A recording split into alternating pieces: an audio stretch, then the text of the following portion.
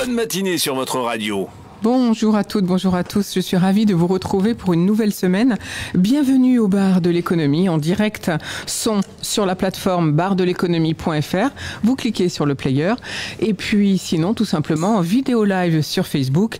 Et dès cet après-midi, vous pourrez nous retrouver sur les autres plateformes YouTube, SoundCloud, etc. Alors aujourd'hui, nos thèmes du jour, c'est la ville d'Enghien-les-Bains et des cosmétiques au naturel. Et pour cela, j'ai la chance d'avoir à mes côtés Philippe Sueur. Bonjour. Bonjour aux auditeurs, auditrices. Vous êtes le maire d'Enghien-les-Bains et vous êtes aussi premier vice-président du conseil départemental du Val d'Oise. Ensemble, on évoquera la situation actuelle, bien sûr, puisqu'il y a presque un an jour pour jour, c'était le 17 mars 2020, nous entrions en pleine pandémie et commence ainsi une nouvelle histoire pour le monde entier. Et puis ensemble, si vous voulez bien, on va commenter l'actualité. À vos côtés, Anthony Martin, bonjour. Bonjour Florence. Anthony Martin, vous avez radicalement changé de vie et vous êtes le cofondateur d'une nouvelle entreprise qui s'appelle Biotani, un très joli nom. Après une formation de graphiste et de direction artistique, vous quittez tout en août 2018 pour créer Biotani, de la cosmétique au naturel, biologique et végétal. Et on verra avec vous pourquoi, comment, bien sûr, et quel est votre projet finalement, ou votre besoin aussi en développement. Et puis enfin, nous aurons Pascal Boniface à nos côtés, qui reçoit Frédéric Pierucci, fondateur d'Icarian. C'est un ancien cadre de chez Alstom qui a été arrêté, emprisonné aux États-Unis, victime d'une stratégie américaine veillant à faire prendre le contrôle de la branche énergie d'Alstom par General Electric, ce qui finira par arriver en 2014. Eh bien, vous allez tout comprendre. Il va expliquer comment ça s'est passé, etc. Je vous en dis pas plus. C'est le petit suspense jusqu'à 10h. En tout cas, les infos du jour, on commence tout de suite par un an de pandémie Covid-19. À partir d'aujourd'hui, les pharmaciens rejoignent les médecins. Ils vont pouvoir vacciner la population, mais seulement une dose par pharmacie sera livrée aujourd'hui. Le Premier ministre a déclaré qu'il fallait avoir confiance pourtant dans le vaccin AstraZeneca qui retarde ses livraisons, bien sûr. Et donc, la France a beaucoup moins de doses que prévu puisque les laboratoires n'arrivent pas à fournir. À propos d'un possible reconfinement de l'Île-de-France, le Premier ministre a répondu qu'on ne pouvait pas séparer les départements d'Île-de-France. Ce sera donc ou toute l'Île-de-France ou rien. Mais s'il est nécessaire, nous y procéderons, a-t-il dit. Il faut qu'on utilise toutes les armes à notre disposition pour éviter le reconfinement compte tenu des conséquences qu'il a pour la population, a-t-il insisté. La fermeture des écoles, c'est également la dernière extrémité.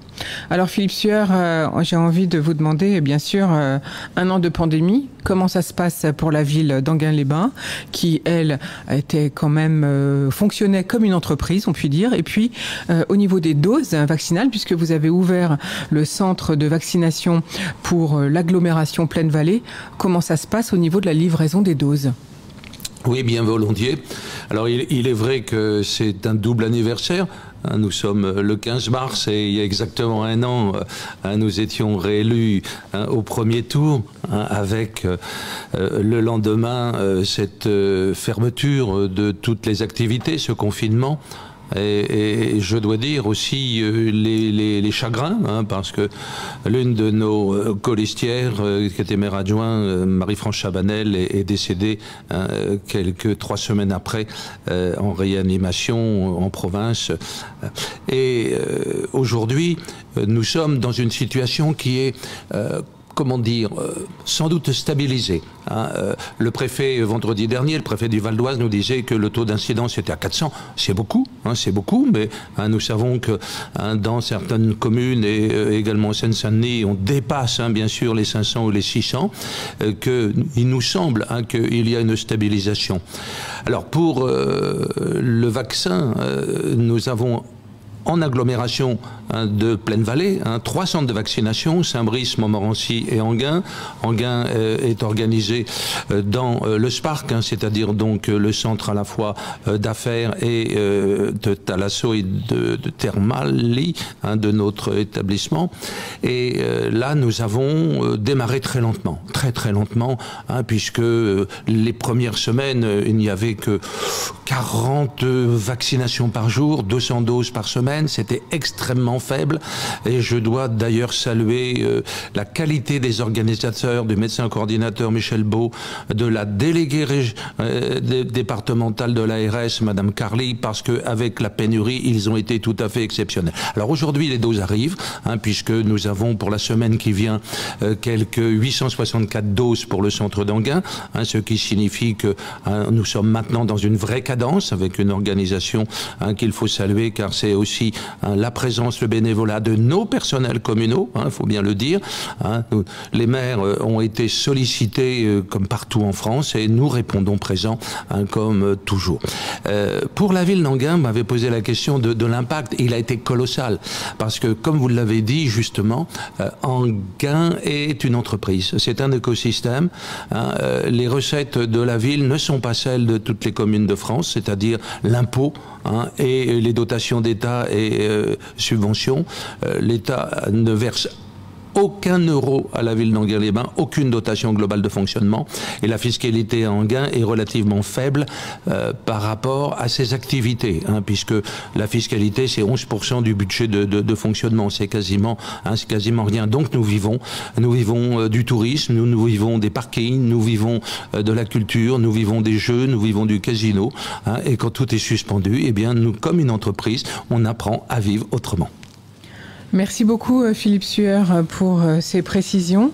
Du coup, comment allez-vous compenser ces manques à gagner du fait de la pandémie, puisque vos recettes principales qui proviennent du groupe Barrière... Tout à fait.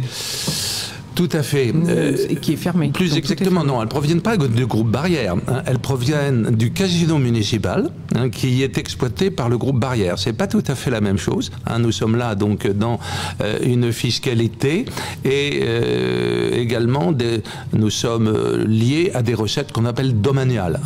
Nous ne sommes pas la seule commune de France à vivre ainsi. Des grosses communes comme Cannes ont aussi un écosystème qui est assez proche. Néanmoins, comment faisons-nous? Eh bien, on apprend à vivre autrement, à se repenser, à faire des économies.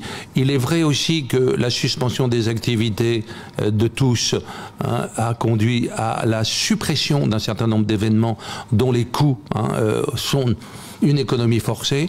Et il faut saluer aussi l'effort de l'État pour l'année 2020, puisque nous avons été compensés à 90% de nos pertes. Ce ne sera pas le cas en 21, ça ne sera pas le cas, c'est annoncé comme tel. Nous aurons des compensations de nos pertes de recettes fiscales ou parafiscales, mais nous n'aurons plus de compensation des pertes domaniales. Et elles sont importantes pour Enghien, puisque les recettes domaniales sont d'environ 6 à 7 millions. Donc, qu'est-ce que ça veut dire pour 2021 pour vous? Ça veut dire qu'on apprend à vivre comme une entreprise qui se replie sur elle-même pour mieux rebondir. Donc voilà, la suite au prochain épisode. Il y a eu, je dois l'avouer, nous avons été conduits à ne pas renouveler des départs à la retraite, des mutations qui ne sont pas renouvelées, des contrats qui n'ont pas été renouvelés. Vous imaginez bien que dans l'espace culturel, il y a là sans doute beaucoup de casse, et on comprend pourquoi les artistes sont dans l'inquiétude. Bon, les intermittents du spectacle bénéficient néanmoins d'un régime de protection un petit peu différent, mais pour les communes, il faut savoir qu'il n'y a pas de chômage partiel. Donc quand une activité est suspendue, il n'y a pas de recette, mais les agents communaux reçoivent leur traitement à 100%. Merci beaucoup pour toutes ces précisions, Philippe Sueur. On poursuit avec nos infos du jour. Incroyable histoire à la tête de Danone. Hier soir, on sait qu'un PDG, bien sûr, est éjectable à tout moment. Eh bien, c'est ce qui s'est passé. Le conseil d'administration de Danone a écarté Emmanuel Faber de la présidence, selon Reuters. Une première brutale dans l'histoire des entreprises du CAC 40. Le conseil d'administration de Danone a élu dimanche soir l'administrateur Gilles Schnepp à la présidence, en écartant donc Emmanuel Faber, l'ancien PDG très axé environnementale et sociétale. Je rappelle que Danone possède des marques mythiques, je ne vais pas toutes les citer, mais notamment celle d'Evian. Emmanuel Faber avait déjà renoncé début mars à ses fonctions de directeur général sous la pression d'actionnaires du groupe qui contestent sa gestion et sa stratégie. Danone avait annoncé le 1er mars sa décision de scinder les fonctions de président et de DG, processus au terme duquel Emmanuel Faber devait conserver la présidence. En fait, il s'est agi hier d'une révolte de deux petits actionnaires actionnaires, des fonds d'investissement, puisque l'action de Danone a chuté, et d'autre part aussi l'opposition de certains cadres, puisque chaque filiale de Danone est dirigée par des présidents également, et donc l'opposition de certains cadres qui estimaient son management brutal, et il se dit que Franck Ribou, l'ancien PDG, a participé à cette suspension. Est-ce que vous voulez réagir? Peut-être vous, Anthony Martin Non, pas spécialement. Vous qui êtes président d'entreprise, de votre propre entreprise. C'est juste que forcément, à partir du moment où il y a des actionnaires, ça peut... Voilà, c'est compliqué à gérer et c'est une chose à laquelle on va penser aussi chez Biotani, puisque l'indépendance, voilà. Pour l'instant, vous êtes combien d'actionnaires chez Biotani? Chez Biotani, je suis tout seul. Je suis tout seul pour justement, on voulait éviter cette difficulté que rencontrent les entreprises lorsque justement il y a des choix à faire. Et pour le coup, pour le moment, on n'est pas confronté, mais on en parlera plus tard. Dans votre stratégie d'investissement tout à l'heure et de recherche de partenaires. Oui. Merci beaucoup, Anthony Martin, Philippe Sueur. Juste quand même un commentaire. Les fonds d'investissement, s'ils sont nécessaires, s'ils ont participé à certains sauvetages, n'ont pas du tout la même philosophie politique, au sens contraire de l'économie, dans la mesure où les investisseurs ont besoin de retour. Le retour sur investissement doit être toujours majoré, dynamisé, et notamment les fonds de pension américains dont les adhérents sont des Américains qui sont en quête permanente de leurs revenus actionnaires divers, parce qu'ils sont aussi des emprunteurs. On sait qu'aux États-Unis, il y a des tendances différentes, donc des attentes politiques et des pressions politiques. Les fonds d'investissement sont radicaux, donc dangereux pour les entreprises françaises. D'autant que ce qu'ils veulent, évidemment, c'est le plus de dividendes possible. Absolument. Et donc là, ce que vous voulez dire, c'est le manque, du coup, de possibilités de réinvestissement dans les industriels français. C'est au détriment français. de l'investissement. On l'a vu dans les achats d'aéroports provinciaux.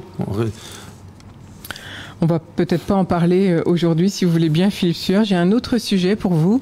Le 3 septembre 2019, la députée Annie Genevard, Les Républicains dans le Doubs, interrogeait le ministre de la Culture sur les dispositions envisageables pour reconnaître l'art numérique comme une œuvre d'art en droit fiscal français. Le 12 janvier 2021, donc presque un an et demi plus tard, la réponse est tombée. Le ministère de la Culture a répondu, je cite, « Il en résulte que les entreprises achetant des œuvres d'art numérique d'artistes vivants ne peuvent pas bénéficier de l'incitation fiscale. » Là, je parle de l'article 238 bis du CGI. Pourtant, en vigueur jusqu'au 31 décembre 2022 pour l'achat d'œuvres d'artistes vivants concrétisées sur d'autres supports prévus par le droit fiscal. Seuls sont susceptibles d'ouvrir droit à la déduction les sommes correspondant au prix d'acquisition d'œuvres originales d'artistes vivants sur des œuvres exécutées à la main par l'artiste, ce qui exclut tout procédé mécanique ou photomécanique. Et si une évolution est souhaitable, elle ne peut néanmoins que s'envisager dans un cadre européen, puisque la liste des œuvres d'art définies à cet article 98A de l'annexe 3 du CGI est une reprise des dispositions de la directive de 2006 du Conseil de l'Union européenne commun au système commun de TVA. Donc, en l'état actuel de la législation, il n'est pas possible de faire évoluer cette liste sans modification préalable de la directive, donc européenne. Est-ce que vous allez, alors vous êtes ville numérique, Philippe Sueur, peut-être on va pouvoir citer on va pouvoir quand même parler un petit peu de tout ce que vous avez pu faire, même si le Centre des Arts est fermé au public en ce moment. Vous êtes très axé numérique, vous êtes inscrit comme patrimoine à l'UNESCO, patrimoine ville numérique. On peut peut-être en parler un petit peu, parce que ça vous intéresserait, cette déduction fiscale. Bien sûr, bien sûr. Tout d'abord, moi je voudrais saluer la reconnaissance qu'une œuvre numérique, artistique, est une œuvre d'art. Bien entendu. Elle est d'une autre nature. Et il est bien évident que quand vous citez l'article 238 du Code des impôts, général des impôts, l'œuvre d'art n'est pas fabriquée avec ses mains. mais elle est fabriquée avec son esprit, avec sa tête, avec ses doigts sur les claviers. Bon, donc c'est bien. Ça, c'est déjà peut-être une reconnaissance. S'il y a une directive européenne, il faut attendre évidemment 23 maintenant pour qu'on puisse saluer une évolution. En revanche, cette forme de mécénat qui a été réservée aux œuvres d'art est extrêmement intéressante pour ce qui est véritablement l'artiste vivant.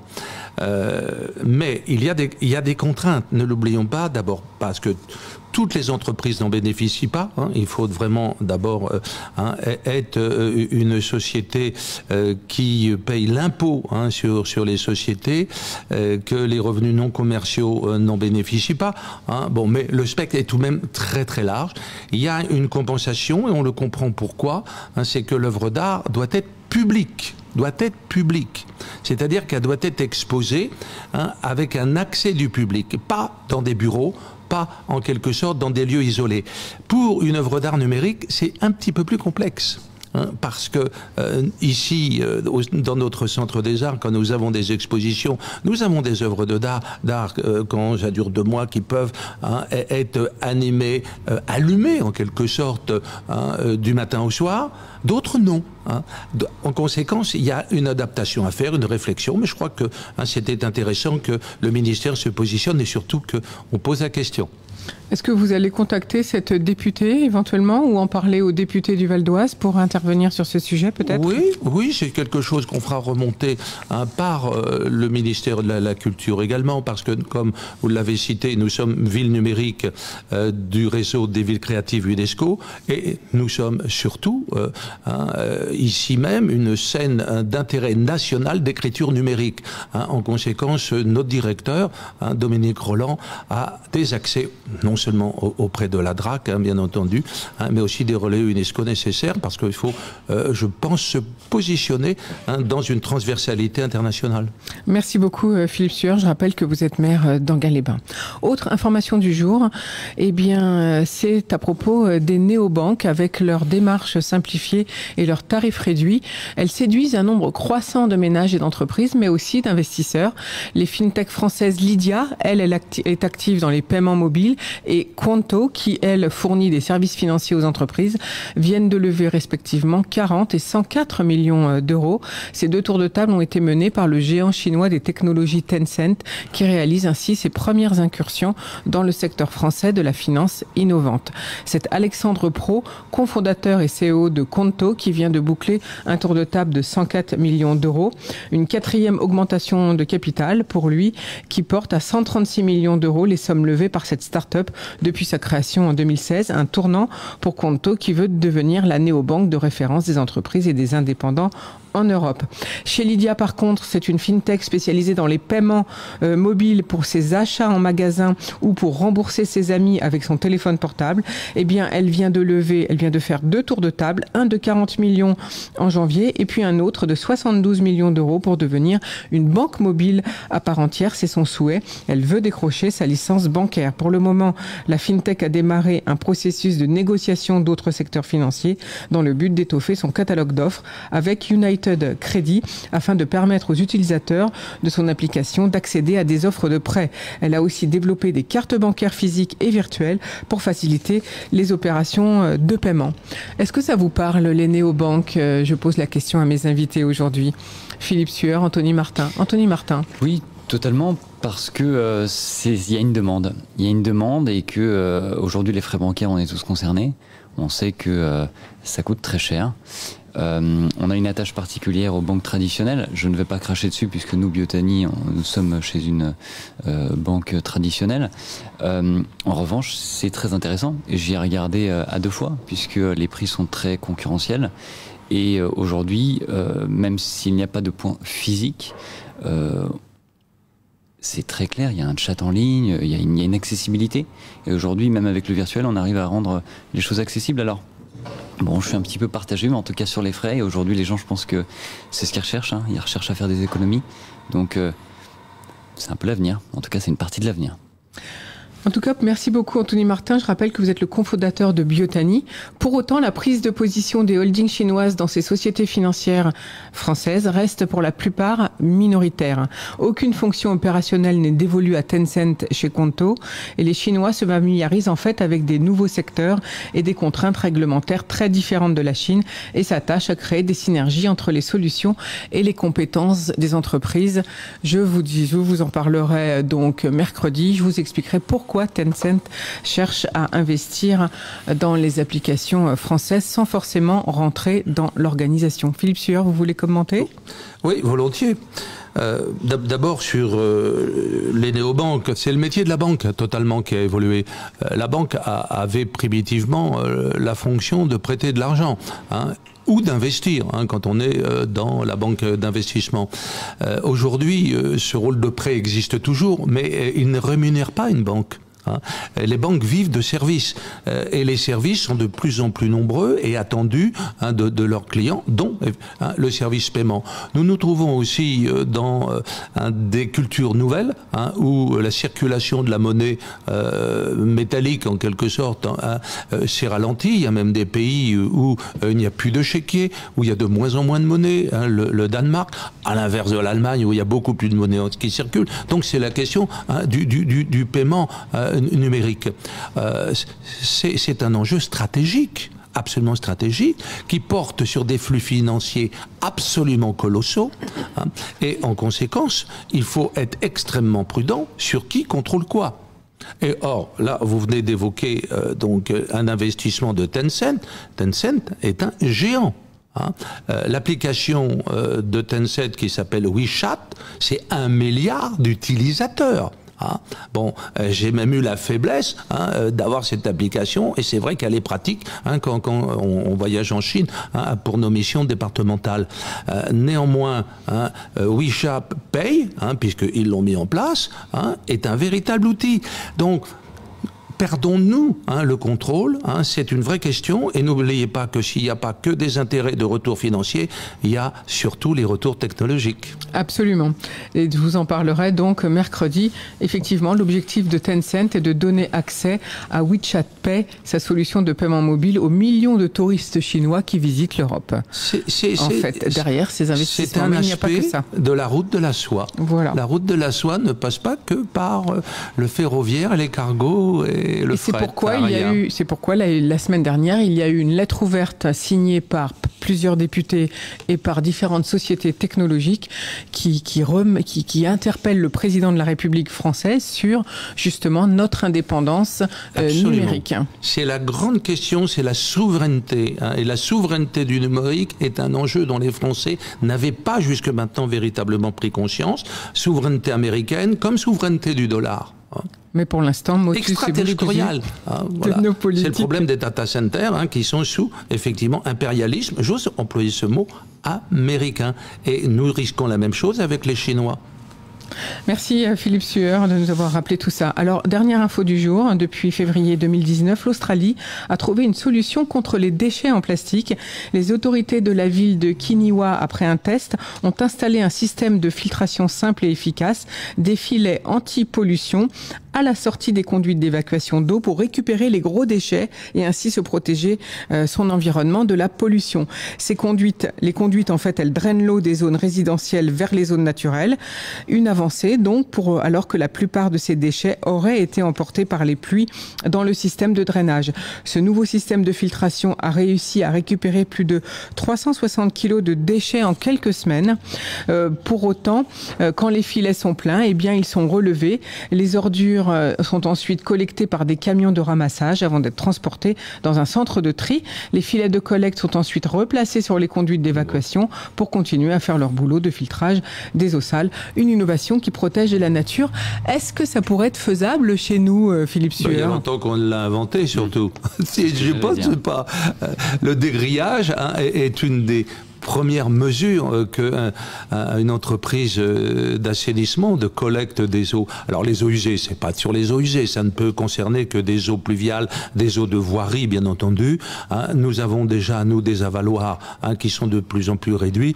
On a tous les systèmes de dégrillage et croyez-moi, pour le syndicat d'assainissement qui est celui de la région d'Anguin, nous ramassons effectivement des centaines de kilos, des tonnes de ces déchets.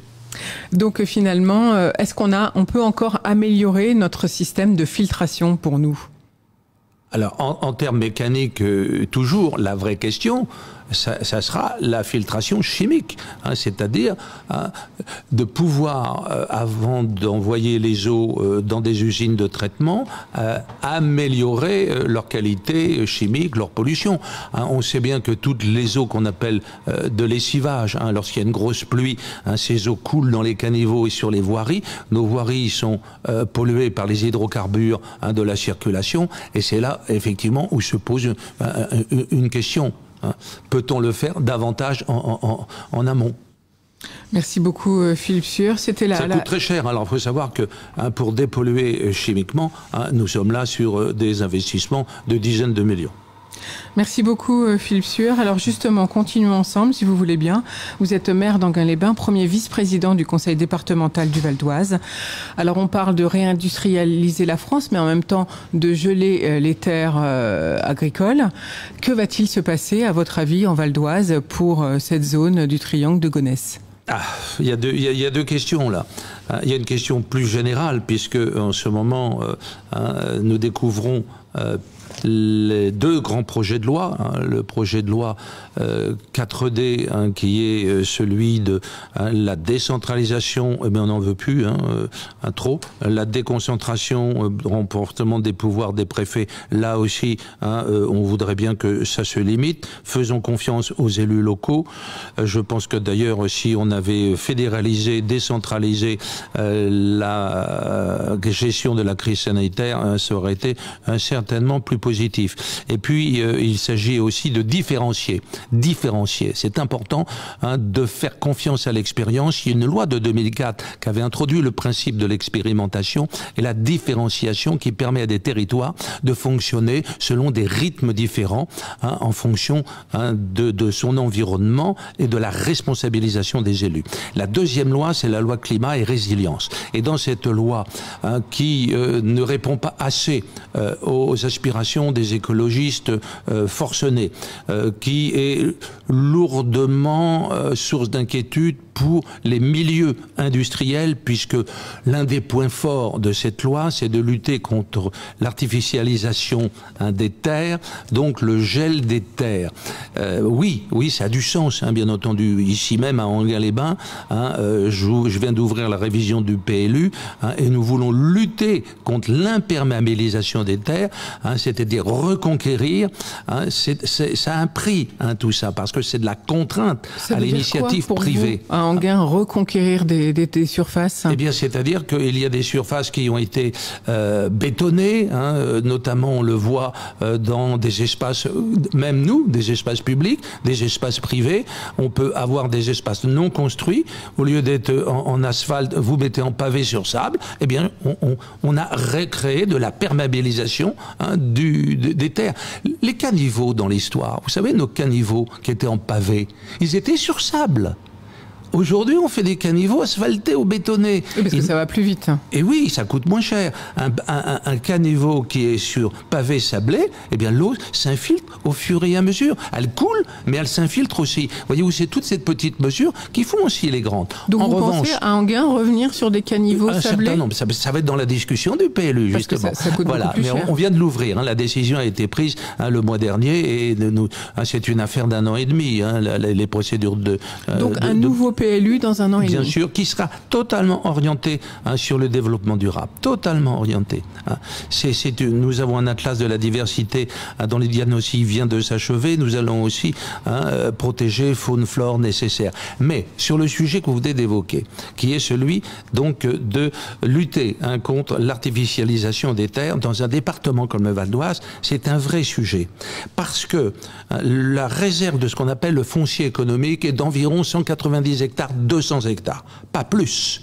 Or, nous avons des demandes d'implantation, nous avons des demandes de transfert, on nous demande de relocaliser. On a une industrie qui s'était délocalisée à l'étranger et qui revient au fur et à mesure dans nos territoires. Il faut les réimplanter et aujourd'hui, eh bien, nous sommes à la limite extrême. La question, évidemment, d'actualité... La limite extrême de quoi, Philippe Sueur ? C'est-à-dire que quand on n'a que 200 hectares, ça veut dire qu'on ne pourra pas accueillir les demandes qui viennent vers nous. Voilà, qui sont créatrices d'emplois et qui sont des industries créatrices de valeur ajoutée. Ce ne sont pas des activités de logistique qui viennent frapper à notre porte. Oui, comme toujours, parce qu'on est proche de Paris, mais c'est pas celle-là. Nous avons de très belles industries. Quand vous avez une entreprise comme Kubota qui dit « Je viens installer en Val d'Oise mon centre recherche et développement, j'ai besoin de 3 hectares pour mes installations de recherche, mais aussi de 20 hectares pour l'expérimentation de mon matériel agricole », on a cherché d'événements, ils n'ont pas trouvé. Ils sont partis s'installer dans l'Oise. Nous avons perdu ce marché, entre autres. Et Dieu sait si on s'est battu, y compris même le préfet du Val d'Oise, qui à l'époque était Jean-Yves de la Tournerie. C'est pour dire que nous ratons des occasions. Et ces occasions, c'est de la perte d'emploi. Ce département a besoin d'emploi. C'est l'un des départements les plus jeunes de France en matière donc d'âge démographique. Donc, il faut que nous soyons au rendez-vous de la pertinence. Le triangle de Gonesse est l'un de ses espoirs, notamment parce qu'il peut être tourné sur l'agronomique, l'alimentaire, mais au-delà de la production, sur tout ce qui concerne l'alimentation. La Chambre de commerce et son président Pierre Cuchely ont initié avec d'autres acteurs économiques, dont Pascal Doll, qui est le président de la communauté de Roissy-Porte-de-France, avec le CEVO, Jean-François Benon, nous avons entendu Jean-Philippe Quérard, qui est initiateur d'un véritable projet, qui est agroalimentaire, mais sur une alimentation du futur, une production du futur. Bien sûr que nous aurons peut-être ce mois-ci une décision du gouvernement concernant l'implantation du mine marché d'intérêt national, le Rungis, en quelque sorte du Nord, qui devrait s'installer et dont on a bien besoin, parce que quand on voit tous nos détaillants de l'Oise, du Val d'Oise, de Seine-Saint-Denis ou des autres... Ça c'est très important ce que vous venez de dire, c'est le scoop du jour. Oui. En fait, un marché de l'alimentation... c'est pas un scoop, parce qu'on en parle depuis un an. Absolument, le marché d'intérêt national, je l'appelle ça le Rungis du Nord, il peut se retrouver sur ce triangle de Gonesse comme il peut se retrouver à côté sur Goussainville, mais ça a beaucoup d'intérêt. Ça a beaucoup d'intérêt parce que ça permet aussi d'avoir une production de proximité, d'avoir pour les détaillants des circuits beaucoup plus courts. Nous avons aussi à inventer autour de la production ce qui est l'agroalimentaire. Je pense que l'alimentation du futur est en cause. Jean-François Benon, le directeur général du CEVO, a eu cette formule qu'il faut faire de nos territoires de l'Est du département du Val d'Oise le sac-clé de l'alimentation du futur. Voilà, c'est une vision qui ne devrait d'ailleurs pas être seulement réservée à l'Est du département, mais redonnée à l'ensemble du Val d'Oise. Il y a encore tout de même la moitié du Val d'Oise qui est rural, qui est agricole, avec des terres magnifiques. Il faut lui redonner sa dimension agricole, mais sans les déconnecter, bien entendu, de l'industrie, de la transformation, de la distribution et de la recherche. Donc c'est tout le problème de réindustrialiser tout absolument, en gardant, et que parfois il faut sacrifier quelques centaines d'hectares pour créer de l'emploi et mieux protéger les hectares qui sont au-delà et qui pourraient ne plus être entretenus convenablement. Enfin, tout le jeu en ce moment, c'est aussi de pouvoir développer de l'emploi autour de cette zone qui en a bien besoin. Et bien sûr qu'il faut créer de l'emploi, qui en a... Vraiment, ce territoire en a besoin, mais il y a aussi dans ce territoire beaucoup de formations. Nous avons la chance d'avoir une université de plus en plus performante, qui s'est transformée en grand établissement expérimental, donc c'est-à-dire des facultés, des grandes écoles nationales qui sont réunies et qui sont dans la recherche, qui sont aussi dans l'entrepreneuriat. Et par là, il faut cristalliser toutes ces forces pour donner une identité nouvelle à un département qui a tous les moyens en termes humains, technologiques et territoriaux d'être en quelque sorte un élément économique d'une industrie agroalimentaire du futur. Alors Philippe Sueur, merci pour toutes ces informations. Et pour quand pensez-vous avoir la réponse du gouvernement ? Il faut. Alors, pour le mine, c'était donné pour ce mois-ci. En revanche, il faut que le gouvernement, à travers, bien sûr, Madame Pompili, à travers le Premier ministre, prenne la dimension d'un projet global et ne fasse pas du coup par coup. Voilà, ce n'est pas bon. Hein, ça doit s'insérer sur un maillage territorial. On ne construit pas pour les 5 ans qui viennent. Hein, il faut investir, construire pour les 30 ans qui viennent. Merci beaucoup Philippe Sueur. Eh bien, on est tous effectivement en attente de la réponse du gouvernement. On va faire tout de suite une première pause musicale, si vous voulez bien, et on revient dans quelques minutes avec un autre sujet à l'ordre du jour. C'est des cosmétiques au naturel. À tout de suite. Une info, un message, une manifestation, contactez-nous.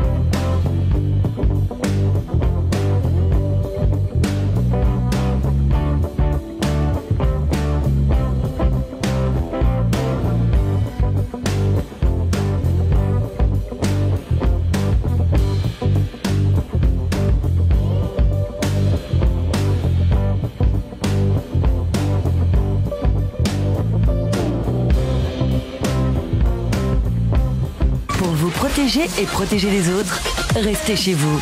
Et écoutez la meilleure des web radios. Hashtag restez chez vous. Et voilà, nous voici de retour au bar de l'économie. Merci pour votre fidélité. Bienvenue à ceux qui nous rejoignent. Florence Sueur au micro, accompagnée aujourd'hui de Philippe Sueur, maire d'Enghien-les-Bains et premier vice-président du conseil départemental du Val d'Oise, et Anthony Martin, cofondateur de Biotani. Anthony, expliquez-nous un petit peu pourquoi avoir tout quitté alors que vous étiez graphiste, même directeur artistique, comme on dit dans votre métier. Pourquoi tout d'un coup tout quitter pour fonder dans un domaine où, a priori, vous n'aviez aucun pied auparavant? C'est ce que je dis souvent, c'est qu'au départ, j'avais l'impression de ne pas avoir de légitimité presque à arriver dans le métier, puisque je fais face à des personnes qui ont entre 15 et 25 ans d'expérience. Mais je me suis trouvé devant une évidence, puisque moi, j'étais atteint de psoriasis. J'ai une peau très sensible, très sèche. Et en fin de compte... c'est Cécile, ma compagne, qui m'a orienté vers une cosmétique naturelle et bio. Elle a commencé à scanner ce que je mettais sur la peau. Et elle m'a montré. Alors déjà, elle me parlait de bio. Bon, c'est une chose. Ensuite, elle me parlait de cosmétiques. Vous n'étiez pas sensible, en fait, c'est ça que vous voulez dire? Ni au bio, ni aux cosmétiques. Exactement. Et alors, en fait, elle m'a complètement converti, puisque ma peau s'est vraiment, l'état de ma peau s'est vraiment amélioré au jour le jour. Et puis aujourd'hui, quasiment 4 ans maintenant après, je n'ai plus rien. Vous êtes guéri du psoriasis, donc? J'ai quelques plaques dans la nuque qui apparaissent de temps en temps, puisque le psoriasis, c'est sous forme de crise. Je vais avoir quelques plaques qui vont apparaître sur les tempes. Mais j'ai 90% c'est en aller, donc ça fait partie d'une. Donc là, vous allez donner plein d'espoir à tous ceux qui ont les mêmes problèmes que vous. Et on a beaucoup de personnes qui nous suivent déjà, et on a une clientèle qui effectivement nous remercie chaque jour. Alors même si on n'est pas dans le domaine médical, aujourd'hui le chanvre il a déjà fait ses preuves, puisque nous c'est une cosmétique, notamment pour la première gamme, c'est une cosmétique à base de chanvre, et le chanvre a fait ses preuves pour apaiser les peaux fragilisées.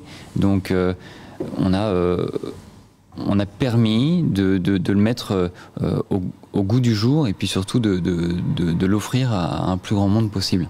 Donc on a créé Biotani pour ça. Revenons un petit peu sur ce que vous venez de dire, parce que je pense que ça intéresse beaucoup de monde. Anthony Martin, vous êtes en train de développer une gamme à base de chanvre, alors, notamment en fait parce que au départ vous étiez atteint de psoriasis, et donc vous avez réglé vos problèmes de psoriasis grâce aux nouvelles crèmes, ou en faisant attention à ce que vous mettiez sur votre peau. C'est ça? Déjà en faisant attention à ce que je mettais sur ma peau, donc c'est ma compagne qui m'a accompagné et qui a scanné mes produits. Et puis au-delà de ça, ça s'inscrit effectivement aussi dans une hygiène de vie. Notamment, j'avais une tendance à ne pas suffisamment boire. Donc il faut beaucoup hydrater sa peau, il faut y penser. Et par l'intérieur, avant de l'hydrater par l'extérieur. Mais au-delà de ça, c'est que la cosmétique en fait partie, puisque on en applique chaque jour sur la peau. Donc le chanvre a déjà fait ses preuves, et aujourd'hui est utilisé pour apaiser. Alors le chanvre et le CBD aussi est utilisé pour adoucir, apaiser les peaux sensibles et les peaux atteintes d'eczéma ou de psoriasis. Et donc c'est l'objet de votre société de faire de Biotani, de faire de la cosmétique au naturel? Alors de la cosmétique exigeante, c'est-à-dire de réunir toutes les exigences de la clientèle, mais des gens qui veulent simplement passer à des choses plus saines. Plus saines pour l'environnement, plus saines pour leur peau et pour leur santé, plus saines pour les animaux. Donc c'est une démarche globale, et une démarche bien loin du greenwashing des grands qui veulent chercher un marché par opportunisme. Alors expliquez-nous un petit peu l'objet de cette gamme chez Biotani, que vous avez développée il y a moins de 2 ans finalement. Alors en fait je l'utilisais déjà personnellement, mais effectivement on a été aidé par Valérie et par ma belle-sœur Claire, puisque comme je vous le disais, c'est que moi je débarquais dans cet univers de la cosmétique, et j'avais forcément besoin du réglementaire. Parce que pour pouvoir mettre un produit sur le marché en France, c'est bien compliqué, et heureusement, puisque ça protège quand même la clientèle et le consommateur et les consommatrices. Mais du coup, forcément, grâce à cette association, on a pu mettre sur le marché la première gamme Hydrapèse à base de chanvre et de jus de concombre. Pourquoi le jus de concombre? Pour remplacer l'eau qui aujourd'hui est un ingrédient de remplissage dans la cosmétique, et on a utilisé le jus de concombre qui a de plus grands bienfaits, et qui a de plus grandes richesses et de plus grandes vertus que l'eau pure. Donc il n'y a pas d'eau du tout dans vos produits? On a 1,5% d'eau qui nous permet de diluer notre antimicrobien à base de radis. On est quand même obligé de mettre du liquide en fait pour que ce soit peut-être plus hydratant. Tout dépend de la consistance. Voilà, exactement. Tout dépend de la consistance. Mais encore une fois, plus hydratant, l'hydratation ne passe pas uniquement par l'extérieur. Il faut beaucoup boire pour être hydraté. J'insiste là-dessus parce qu'il y a beaucoup de personnes qui viennent nous voir. Oui, est-ce que si je prends votre crème, est-ce que je vais être hydraté? Alors oui, elle hydrate parfaitement et on a des superbes retours. En revanche, il n'y a pas que ça. Il faut boire beaucoup. Alors justement, expliquez-nous un petit peu tout ce développement. Donc comment ça s'est passé au départ? Pour quelle aventure vous avez donc on a compris d'où venait l'idée. Maintenant, comment vous avez fait pour pouvoir créer en 2019 cette nouvelle entreprise dans la cosmétique? Alors, on se lance. on se lance puisque effectivement j'étais en CDI et puis les membres de ma famille et mon entourage sont en CDI et il y a cette sorte de sécurité dans le travail. Et donc j'ai dû me lancer, il a fallu que je me lance, mais ça a été une évidence puisque dans la famille de ma compagne, il y a des indépendants, il y a des agriculteurs notamment, et donc voilà, ça s'est fait assez naturellement. On était dans la maison de ma belle-mère et ma belle-sœur, qui est maquilleuse mode et beauté, voulait déjà se lancer dans la cosmétique, et moi je l'utilisais depuis quelque temps déjà, et j'avais des solutions à apporter et qui pouvaient, je pense, améliorer le quotidien de pas mal de personnes. En tout cas, c'est les retours qu'on a quotidiennement. Donc voilà comment ça s'est fait. On a décidé du jour au lendemain de se lancer sans trop réfléchir. Donc finalement, c'est de ce qu'on appelle de la love money, c'est de l'investissement personnel, investissement financier et de temps investissement personnel. Forcément, un investissement en termes de temps, mais investissement aussi de par la communauté qui nous a soutenus dès le départ, notamment les Conflanaises et les Conflanais, puisque c'est là que tout est né, que Biotanie est né. Vous êtes installé à Conflans-Sainte-Honorine, c'est ça que vous voulez dire? Exactement. Enfin, on va le situer pour les gens qui ne connaissent pas Vous êtes en Val d'Oise, donc? Exactement. Alors Val d'Oise, parce qu'on a des petits bureaux actuellement à Cergy, mais sinon on va s'installer dans les Yvelines, à Conflans-Sainte-Honorine, dans le 78, et donc on a des bureaux officiellement à partir du 19 mars à Conflans-Sainte-Honorine. Voilà, un pied dans les deux départements. Donc ça. Tout ça au départ part d'une volonté personnelle d'un argent finalement d'économie et familiale. C'est ça. Alors, et j'en parlais justement à la communauté, puisqu'on a fait un financement participatif via les réseaux sociaux et via la plateforme Ulule, si je peux la citer, et ça nous a permis tout simplement de lever les fonds et de pouvoir créer les produits et d'avoir un soutien, puisque mine de rien, c'est pas évident de se lancer, surtout qu'on on le savait pas à ce moment-là, hein, mais on s'est lancé juste avant la crise Covid. Donc heureusement qu'on avait ce soutien-là, et heureusement qu'on a ce soutien-là depuis maintenant 2 ans, quotidiennement. Est-ce que vous avez été très impacté ou peu impacté par la crise Covid finalement? Très honnêtement, il y a une prise de conscience. La crise Covid a permis une prise de conscience globale dans la consommation et dans la consommation générale, effectivement. Donc ça nous a, je vais dire, rendu service, dans le sens où ça nous a permis de nous faire connaître et d'émerger un petit peu sur les réseaux sociaux. Et je remercie du coup toutes les personnes, s'il y a des Valdoisiennes et Valdoisiens qui nous écoutent et qui nous soutiennent. Merci, puisque c'est ce soutien-là qui nous a permis de perdurer pendant toute la crise Covid. Donc on n'en a pas souffert tant que ça. Ça aurait pu être bien pire. Et je pense notamment à la restauration et au commerce physique, puisque nous on distribue via des points de vente. Les points de vente sont disponibles sur notre site biotanie.fr, mais on distribue aussi en direct via notre site internet, et heureusement aussi, puisque ça nous a permis de continuer notre distribution, tout simplement. Alors, vous distribuez donc par Internet, comme vous devez le dire, mais au départ, je voudrais revenir sur le financement participatif sur la plateforme Ulule. Oui.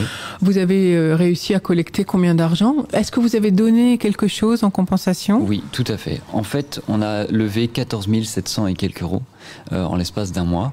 On a totalement réinvesti dans la qualité produit, puisque c'était pour acheter notamment les matières premières, et puis pour développer notre système de consigne, puisque tous nos contenants sont consignés, on les nettoie et on les remet en circuit. Je rebondis d'ailleurs sur la question du plastique précédemment, puisque c'est le soi-disant la solution des filets, ça existe depuis bien longtemps selon moi, et monsieur le maire l'a confirmé tout à l'heure.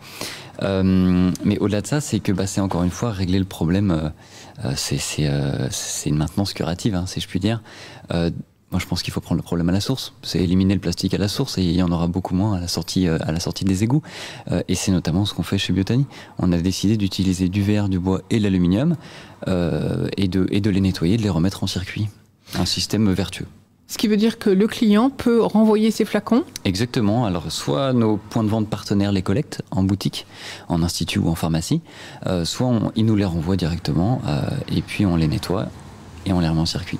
Alors, vous avez dit tout à l'heure que vous vendiez par Internet, mais pas que, puisque là, vous venez de citer quelques distributeurs. Exactement, distribution des points de vente partenaires. Donc, qui sont vos points de vente partenaires? On a des salons d'esthétique, d'esthétisme, pardon. On a des pharmaciens et des pharmaciennes. Nous avons on n'a pas de GMS, parce que c'est pas du tout ce qui nous intéresse. Grande surface, vous voulez dire. Exactement, on n'a pas de grande surface, c'est pas ce qui nous intéresse. Nous, aujourd'hui, c'est assez ciblé, et ça correspond à une clientèle qui fait ses achats plutôt en circuit spécialisé bio. Donc du coup, vous proposez vos produits aux grossistes pour pharmacie, ou bien vous tapez à la porte des pharmacies? Voilà, on travaille en direct.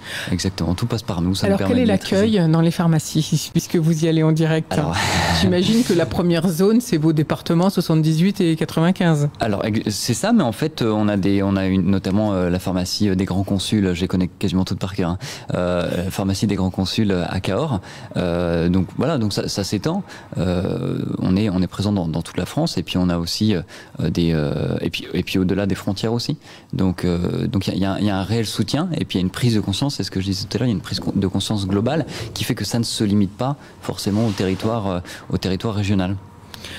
Donc un travail de pro finalement, vous faites du B2B comme on dit dans notre jargon économique. C'est ça, et on essaie de le gérer nous-mêmes, c'est-à-dire qu'on aime bien sélectionner nos partenaires avec lesquels on travaille, puisque ça nous permet de maîtriser la distribution et de ne pas répondre à un opportunisme. On veut vraiment qu'il y ait derrière un soutien et une belle mise en avant de nos produits, et aujourd'hui c'est ce qui fonctionne. Donc j'imagine que vos besoins, c'est de trouver de nouveaux points de distribution, bien entendu. On a effectivement plusieurs besoins. On a un besoin financier, puisque aujourd'hui, Biotani, on investit tout dans la qualité produit et dans le système de consigne qui coûte très cher. Un contenant qui est nettoyé coûte à peu près 4 fois plus cher qu'un contenant qui est jeté à la poubelle.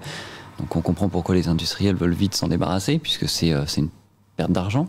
On a décidé de recréer de la valeur par ce qui est normalement un déchet, supposé être un déchet.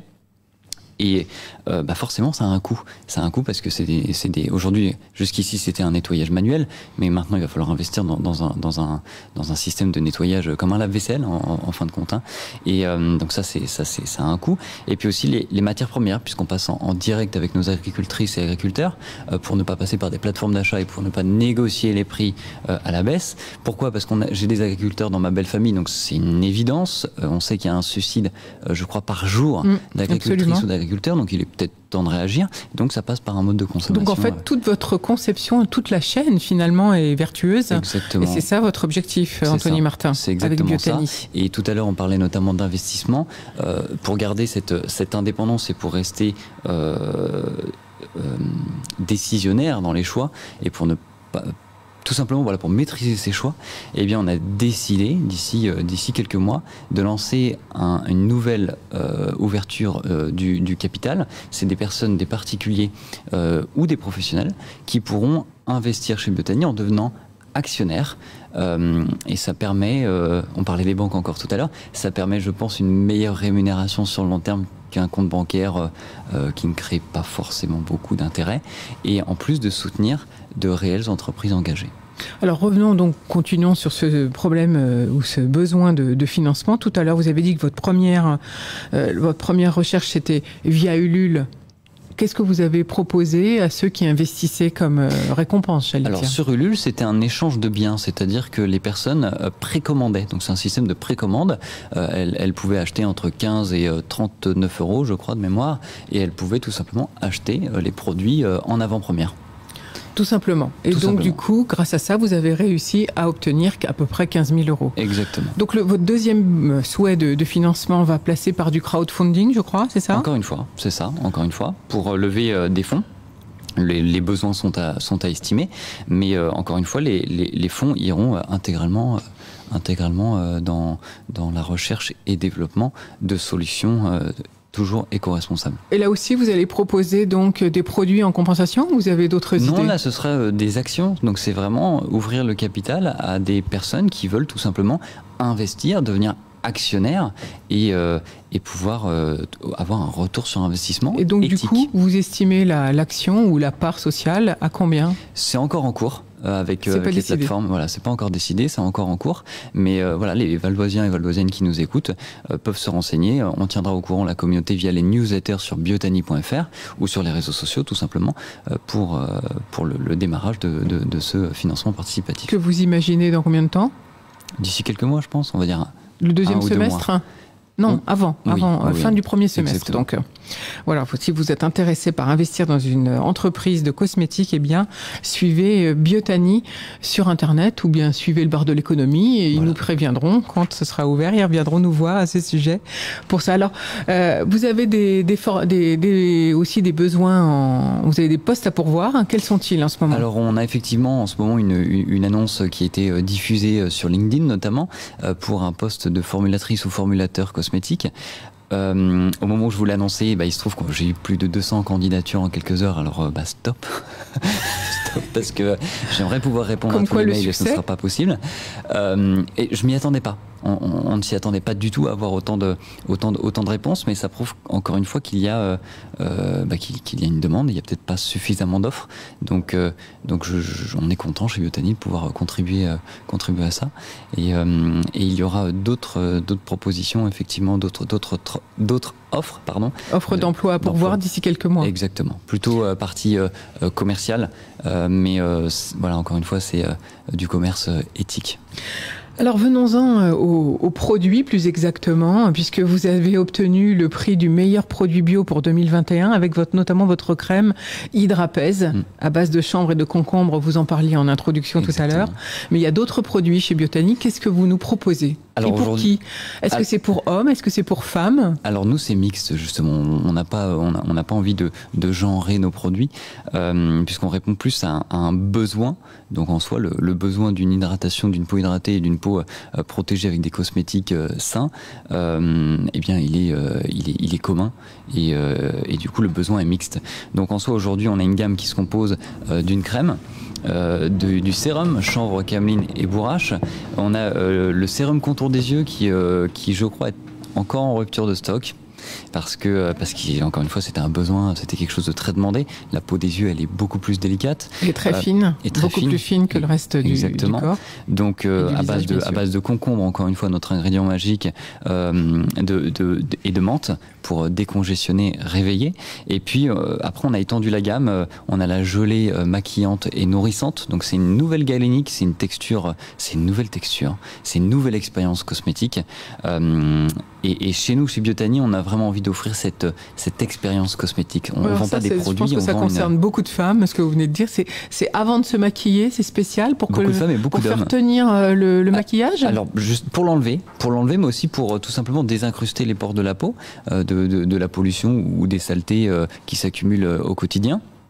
Puisque avant d'utiliser un soin, il faut bien nettoyer sa peau, mais surtout un soin qui ne dessèche pas, parce que très souvent on se retrouve avec la peau qui tiraille, notamment avec le calcaire, et on a réussi à créer un film protecteur qui va durer entre 5 et 10 minutes après l'application et après le rinçage, qui est là pour bien hydrater la peau. Donc on est vraiment sur une expérience cosmétique, une nouvelle expérience cosmétique. Alors pour ceux qui nous regardent en vidéo, vous avez apporté des produits. C'est ça. Montrez-nous un peu les produits que vous avez apportés. Expliquez-nous. Alors, on a le premier duo qui est sorti, que nous avons créé et que j'utilise depuis très longtemps, puisque c'est celui que moi j'utilisais pour ma peau ultra sensible. On a retiré les perturbateurs endocriniens, on a retiré les allergènes majeurs, donc on n'a pas d'alcool ou de parfum de synthèse, et donc du coup on a des produits qui respectent vraiment la peau. Et la crème Hydrapèse, le sérum Hydrapèse, c'est un duo. Donc le sérum, c'est un liquide, en fait, c'est sous forme comme une huile. Exactement, comme une huile, exactement. On a la gelée. Là, j'ai ramené le petit format. Je vais y arriver. Hop. Non, ça, c'est pas la gelée. Et bien la gelée. J'ai oublié la gelée. Bon, c'est pas grave. J'ai pas ramené la gelée. Et puis on a le shampoing. Aujourd'hui, notre envie, c'est de répondre à un besoin. Sur la communauté, on pose toujours des questions. Sur les réseaux sociaux, on pose toujours des questions à la communauté. Qu'est-ce que vous souhaitez ? Quels sont les produits dont vous avez besoin ? Notre but, c'est pas de créer un besoin, c'est de répondre à un besoin. Et c'est pour ça notamment que les deux shampoings sont arrivés dernièrement. Le shampoing nourrissant et le shampoing purifiant. Le purifiant pour les cheveux à tendance grasse, et puis le nourrissant pour nourrir, grâce notamment au chanvre et à l'amande, pour nourrir les cheveux secs, les cheveux plus et abîmés. secs. Exactement. Et donc voilà, notre but, c'est de répondre à une demande. Donc là, par exemple, en ce moment, c'est la gelée exfoliante. On l'a appelée la gelée exclat, exfoliation et coup d'éclat, parce que l'été approche, et forcément, une bonne exfoliation de la peau permet un bronzage plus homogène, et c'est pour ça qu'on a décidé de répondre à la demande. Donc finalement, si je vous comprends bien, Anthony Martin, chez Biotani, on peut vous demander un produit, par exemple, on éprouve un besoin, on peut vous dire, voilà, moi je veux, je sais pas, un masque pour mes cheveux très secs, par exemple. Effectivement, là en ce moment, vous allez faire de la recherche pour nous. La grande demande en ce moment sur les réseaux sociaux, alors forcément on fait pas du cas par cas, mais on fait passer notamment des formulaires, et puis forcément les chiffres parlent d'eux-mêmes, mais derrière les chiffres, ce sont des personnes. Donc c'est un besoin. Et quand on voit qu'on a 70% des personnes qui nous demandent un lait pour le corps, c'est qu'il y a un besoin. Donc effectivement, on va le créer. Une fois qu'on a les premières galéniques de sortie, on fait des tirages au sort, on envoie des échantillons notamment sur les réseaux sociaux, sur Instagram surtout. On envoie des échantillons, et puis on attend les retours des personnes qui ont reçu ces échantillons. Ça permet de créer avec la communauté, ça permet vraiment de les inclure, et puis du coup de créer des produits qui, quand ils sortent, plaisent et correspondent à un plus grand nombre. Et donc, vous passez la plupart de vos demandes passent par Instagram, on a bien compris. Instagram, Facebook, LinkedIn, on est très accessible, on est proche. On aime la proximité, et on a créé ça pour ça d'ailleurs. On n'a pas créé ça pour... Et du coup, vous investissez dans ces réseaux sociaux pour avoir des réponses, ou bien vous faites que pour l'instant, de la publication Aujourd'hui, c'est de la gratuite. publication. On va avoir, je vais vous le dire, on va avoir entre 150 et 300 euros de publicité par mois sur les réseaux sociaux, ce qui est dérisoire. C'est pour nous aider à nous faire connaître. Mais sinon, c'est pas notre budget ne passe pas là-dedans. Notre budget, nous, il passe dans la recherche et le développement, et surtout dans l'achat des matières premières. Alors, vous nous parliez aussi de la gelée exclat, comme vous dites tout à l'heure. Et alors, elle est à base de carottes, si j'ai bien compris. C'est ça. Vous êtes bien renseigné. Elle est à base de carottes, puisqu'on va avoir ce côté effet bonne mine grâce à la carotène notamment. Et, c'est-à-dire que ça teinte, vous voulez dire carrément, même un petit peu la peau, ou pas? Ça veut dire que au bout de quelques utilisations, effectivement, c'est comme et ça a été prouvé, c'est comme en mangeant tout simplement des carottes plusieurs fois par jour pendant un bon laps de temps. Effectivement, on va avoir la peau plus colorée qu'une personne qui n'en mangera pas. Donc effectivement, oui. D'accord, donc en fait, c'est comme un petit peu, ça peut même devenir un fond de teint au naturel, j'allais dire. Alors nous, de toute façon, on ne fait pas pour le moment de maquillage, puisque ça ira à l'encontre de notre cosmétique qui se veut plus naturel. Soyons naturels. Et donc, effectivement, utilisons des produits efficaces, peu, consommons moins, mais mieux. Voilà. Donc vous êtes contre le maquillage, si je vous entends bien? Non, je ne suis pas contre. Mais je pense que c'est pas forcément indispensable. Tout le monde n'en utilise pas, et je pense qu'il y a plein de choses à démystifier aussi peut-être dans le maquillage. Il y a des hommes qui se maquillent, il y a des femmes qui ne se maquillent pas aussi. Le maquillage, c'est pas une obligation, et je pense qu'il faut être libre de faire ce que l'on veut. Et si des personnes veulent se maquiller, tant mieux. Si des personnes ne le souhaitent pas, et bien dans ces cas-là, elles passent par une cosmétique qui va avoir une tendance effectivement à être efficace dans l'utilisation. Alors, Anthony Martin, vous avez fondé cette entreprise Biotani en 2019. C'est ça. Est-ce que donc finalement vous arrivez déjà à avoir un retour sur investissement? Vous arrivez à salarier tous ceux qu'il faut salarier? Comment ça se passe financièrement? Nous, on a décidé de tout réinvestir dans la structure. On a décidé notamment en tout cas, je parle pour les personnes qui y gèrent, donc Cécile, moi et Valérie, on a décidé de ne pas se rémunérer pour créer de l'emploi, puisqu'on a embauché notamment 2 personnes, Victorine et Dorian, récemment, et on crée d'autres postes à venir. Le but à la fin de l'année, c'est effectivement de nous rémunérer. Mais voilà, on a décidé de créer Biotani dans une démarche authentique et éthique. On n'est pas là pour s'enrichir. La richesse, elle est ailleurs. Elle est dans l'expérience, elle est dans les rencontres, qui nous manquent d'ailleurs. Il y a beaucoup de rencontres qui nous manquent parce qu'on a énormément d'ateliers. Mais la richesse, elle est là, chez Biotani. Et aujourd'hui, oui, effectivement, on arrive à créer de l'emploi. Et ça nous rassure, et ça montre aussi que il est possible de créer des emplois éthiques dans une démarche éco-responsable, saine. Alors pour l'instant, vous avez décidé de vendre par un système de distribution, vente en direct, et puis dans les pharmacies et des points de cosmétiques qui viendraient à vous. Est-ce que vous avez pensé à la vente à domicile ? On a aujourd'hui des personnes qui nous contactent pour faire des petits ateliers, et puis notamment on a beaucoup aussi d'instituts qui ont dû se réinventer, puisque quand les instituts étaient fermés, eh bien il a fallu que les instituts se déplacent, que les personnes responsables se déplacent et puissent pratiquer à domicile. Donc effectivement, oui, on s'est retrouvé en réseau aussi un petit peu plus confidentiel. S'il y a une demande, nous on répond à la demande. Vous répondrez à la demande. Donc tout est ouvert. Exactement. En tout cas, merci beaucoup d'être venu ce matin au bar de l'économie. Qu'est-ce qu'il faut vous souhaiter pour la bonne poursuite? C'est d'avoir les bons partenaires finalement. À la vitesse du bio, c'est-à-dire on y va lentement. On prend son temps. Mais sûrement on prend son temps. Voilà. On prend son temps et on se développe tranquillement. Exactement. Merci Anthony Martin pour cette jolie philosophie finalement de développement. C'est peut-être la pandémie qui nous fait tous réfléchir de manière différente. Eh bien, j'espère que si ça peut nous servir, exactement, tant mieux. Merci. On va faire une nouvelle pause musicale, si vous voulez bien, Anthony Martin. On va tout de suite écouter un petit peu de musique. Et puis après, je vous propose l'entretien de Pascal Boniface avec Frédéric Pierucci, le fondateur d'Icarian, ancien cadre chez Alstom, victime donc de cette stratégie américaine visant à faire prendre le contrôle de la branche énergie d'Alstom. Et du coup, lui, malheureusement, a vécu 25 mois en prison.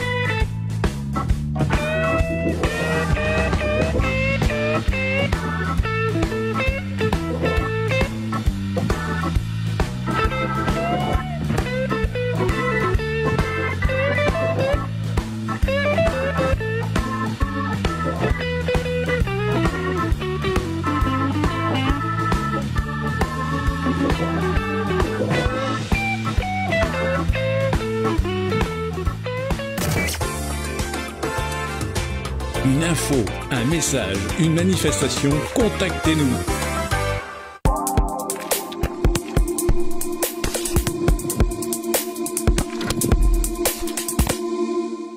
Bonjour, mon invité aujourd'hui est Frédéric Pierucci, qui était un ancien cadre d'Alstom, qui a écrit il y a déjà maintenant 2 ans ce livre, Le piège américain, qui reste d'actualité. Alors, parfois, l'histoire personnelle en dit beaucoup sur les relations stratégiques et les rapports de force. Et ce qui vous est arrivé, Frédéric Pierucci, en dit long sur les relations que la France peut avoir avec les États-Unis et sur la protection de notre base industrielle. Oui, merci beaucoup. Donc Alstom, faut peut-être contextualiser ce qu'était Alstom. Donc Alstom était une des grandes entreprises du CAC 40 avec 3 grandes activités: la production d'électricité, le transport d'électricité et ce que vous connaissez tous, le transport ferroviaire avec les trains, les TGV, les métros. Donc si on se reprend en 2010-2011, la stratégie du groupe était sur la partie production d'électricité de s'allier avec nos concurrents chinois à l'époque, et ma division avait été choisie comme la division test test ce rapprochement avec les Chinois. Sur la partie ferroviaire, l'idée était de faire entrer des Russes à l'actionnariat d'Alstom Transport. Donc, quand vous regardez Français, Russes, Chinois, il manquait quelqu'un, forcément, qui n'a pas tardé à se manifester. Donc, moi, pendant 2 ans, j'ai fait le carve-out de toutes les unités de ma division, j'ai transféré le siège à Singapour, j'ai négocié avec les Chinois une joint venture, et j'ai été choisi comme le futur patron de cette joint venture. Donc, je suis avec ma famille en août 2012 à Singapour. Je voyageais très régulièrement aux États-Unis parce que j'avais à peu près 700 personnes là-bas. Et donc, en avril 2013, lorsque je suis arrivé à l'aéroport Kennedy, j'ai été arrêté à ma descente d'avion par des agents du FBI qui m'ont signifié que j'étais en état d'arrestation parce que 10 ans plus tôt, Alstom avait fait une affaire en Indonésie et avait mandaté 2 intermédiaires qui avaient certainement payé des pots. Voilà. Et donc j'étais à l'époque beaucoup plus jeune dans ma carrière, mais ils avaient considéré que comme je savais que Alstom avait mandaté ces 2 intermédiaires, j'étais en gros responsable de ce que. Et vous avez été emprisonné pendant assez longtemps. Vous avez été un peu abandonné quand même par les autorités françaises. Et le but du jeu, c'était finalement que General Electric puisse mettre. Vous avez été la victime d'une stratégie consistant à faire prendre le contrôle d'Alstom par General Electric. Tout à fait. En fait, lorsqu'on étudie un petit peu cette loi FCPA, et j'ai eu beaucoup de temps pour l'étudier, parce que en tout, je serais resté 25 mois en prison, dont 14 mois en prison de haute sécurité, sans jamais voir un juge, bien évidemment. Et sans avoir commis aucun crime. Donc, pendant ces 25 mois, je les ai utilisés à étudier de manière très approfondie les lois extraterritoriales américaines, notamment cette loi du Foreign Corrupt Practices Act, qui est la loi anticorruption américaine. Et lorsque vous analysez cette loi en détail, vous vous rendez compte que c'est une véritable arme de guerre économique. Juste quelques chiffres. Les entreprises françaises, en 10 ans, ont payé 14 milliards de dollars d'amende au Trésor américain pour enfreinte à toutes les lois extraterritoriales américaines, dont 2,5 milliards pour la loi anticorruption, ce qui est absolument considérable. Si vous regardez l'ensemble des amendes payées au titre de cette seule loi américaine, donc le FCPA, vous vous rendez compte que sur les 36 entreprises qui ont payé plus de 100 millions de dollars d'amende au titre de cette loi, vous n'avez que 9 entreprises américaines, et que le reste est principalement des entreprises européennes. Donc 2/3 des amendes sont payées en fait par les entreprises européennes, et cela depuis le milieu des années 2000. Donc c'est la France, l'Allemagne, l'Angleterre, la Suède, l'Italie, tout le monde. Alors, ce qui est quand même extraordinaire, c'est que nous sommes alliés. Nous sommes au sein de l'Alliance Atlantique et le moins que l'on puisse dire, c'est que les États-Unis portent atteinte à notre souveraineté de façon beaucoup plus importante avec ce type de loi que nos rivaux stratégiques. En fait, tout a commencé sous Clinton. À la fin de la guerre froide, les agences de renseignement américaines se retrouvent au chômage. Clinton réoriente la politique américaine, et notamment le renseignement américain, du renseignement politique vers le renseignement économique. Et à partir de ce moment-là, ils imposent leurs lois de manière extraterritoriale à l'étranger. Donc 98, ils changent leurs lois. Avant 98, la loi ne s'applique qu'aux entreprises américaines. Après 98, elle s'applique à toutes les entreprises dans le monde, à partir du moment où il y a un rattachement territorial, même minime, avec les territoires américains. Donc ce rattachement territorial, les États-Unis le font via 2 canaux. Le premier canal, c'est le canal du dollar et du système SWIFT. Donc à partir du moment où vous faites des transactions en dollars, ou vous utilisez le réseau SWIFT, vous avez un point de rattachement au territoire américain, donc vous êtes sous loi américaine. Et le deuxième canal qui est bien connu, c'est le canal de l'Internet. À partir du moment où vous avez des emails qui transitent ou qui sont stockés sur des serveurs américains, vous êtes sous loi américaine. Donc via ces 2 grands canaux, ils arrivent à capter en fait toute transaction commerciale à l'étranger et à la rattacher au territoire américain, et donc à mettre ces entreprises sous loi américaine. Et donc lorsque ils ont vraiment mis en place cette stratégie au début des années 2000. Et en fait, cette stratégie avait été pensée par des militaires américains, comme toutes les grandes lois extraterritoriales américaines. En général, ça vient des militaires américains. Lorsqu'ils ont mis cette stratégie en place, qui est-ce qu'ils ont ciblé en premier? Ils ont ciblé leurs alliés européens. Parce que c'était beaucoup plus compliqué d'aller attaquer les Chinois et les Russes, ou les Russes, parce qu'il y a une réaction en général vive. S'ils arrêtent un Chinois, le lendemain, il y a 3 Américains qui sont arrêtés place Tiananmen. Donc, par contre, quand on attaque attaque des entreprises françaises, allemandes, etc. Pendant très très longtemps, il n'y a eu aucune réaction européenne. Vous avez été emprisonné injustement. La France n'a pas, effectivement, vous auriez été ressortissant chinois, votre pays vous aurait plus défendu que ne l'a fait la France. Bah, c'est ce qui s'est passé avec l'affaire Meng Wanzhou, le Huawei, où dès que la dirigeante a été arrêtée, les Chinois ont riposté. On n'est pas dans un état de droit en Chine, bien évidemment. Mais ce que je veux dire, c'est qu'en Europe, on a été extrêmement laxiste sur ces sujets-là. Les États-Unis ont d'abord attaqué les entreprises du pétrole. Ils ont attaqué Statoil en Norvège, ils ont attaqué Eni en Italie, ils ont attaqué Total en France. Ensuite, ils ont attaqué les entreprises des télécoms. Bien évidemment, tout ce qui est stratégique. Ensuite, la production d'électricité. Par exemple, dans le domaine de la production d'électricité, on était 4 gros. Vous aviez General Electric, Alstom, Siemens et les Japonais d'Hitachi Mitsubishi. Vous vous rendez compte que Siemens a payé 800 millions de dollars d'amende, Alstom 712 millions de dollars d'amende, Hitachi a payé une amende aussi. Par contre, General Electric, en 50 ans de loi FCPA, le FBI n'a pas été foutu de trouver un seul cas de corruption de cette entreprise. Donc c'est bien un cas de distorsion totale de concurrence. C'est une asymétrie complète. Vous avez une asymétrie complète des poursuites. Pourquoi vous savez cette asymétrie? C'est parce que pendant plus de 25 ans, les États-Unis étaient les seuls à avoir cette loi extraterritoriale, cette loi américaine anticorruption. Il faut quand même rappeler qu'en France, jusqu'à l'an 2000, les entreprises allaient à Bercy déclarer les pots de vin qu'ils payaient à l'étranger et c'était déductible de l'impôt sur les sociétés. Ouais. Donc les États-Unis, comme ils avaient dicté cette loi en 1977 sous Carter, sous la pression de l'opinion publique, suite à un scandale pour les ventes d'avions à la Belgique et aux Pays-Bas. Voilà. Donc Carter a été obligé de légiférer et de condamner la corruption, sauf que bien évidemment, ça crée une asymétrie entre l'entreprise américaine et l'entreprise japonaise et européenne. Ce qui fait que pendant 25 ans, ils n'ont pas utilisé cette loi. Donc les entreprises américaines ont mis pression sur le Congrès de toute façon pour que cette loi ne s'applique pas. En fait, vous n'avez pratiquement aucun cas, un ou seul 2 cas par an, mais des cas minimes pendant 25 ans. Mais arrive la fin de la guerre froide, l'ère Clinton, et donc là, vous avez beaucoup d'intellectuels aux États-Unis qui se disent on a une loi qui est dormante. On va la modifier, on va la rendre extraterritoriale pour qu'elle s'applique au reste du monde, et là on va s'en servir comme arme de guerre économique. Et ils l'ont fait de manière extrêmement... Et donc ils sont jugés partis, puisque effectivement c'est eux qui décident. C'est-à-dire le moindre des paradoxes, c'est que les États-Unis rejettent d'une grande partie de la législation internationale et veulent imposer leur loi nationale au reste, si ce n'est au reste du monde, du moins aux alliés.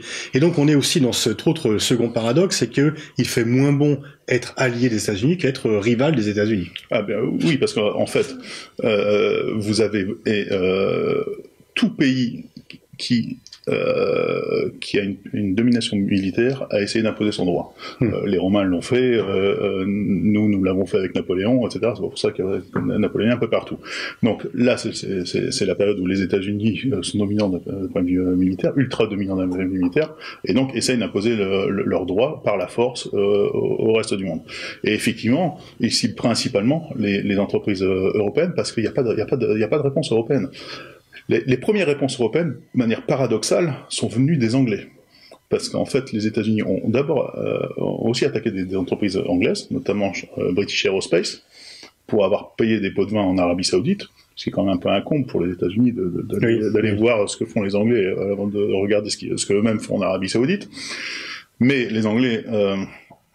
ont vu que British Aerospace avait été déstabilisé par cette opération américaine, parce que British Aerospace avait dû payer 400 millions de dollars d'amende au Trésor américain à l'époque, ont créé leur première loi, qui s'appelle UK Bribery Act, en réaction à cette loi américaine.